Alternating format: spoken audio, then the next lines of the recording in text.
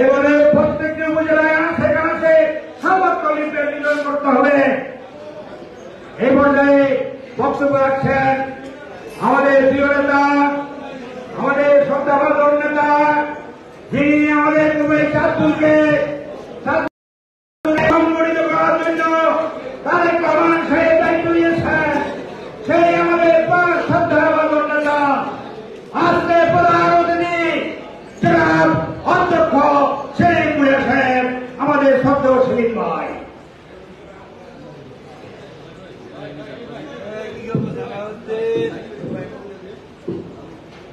ধন্যবাদ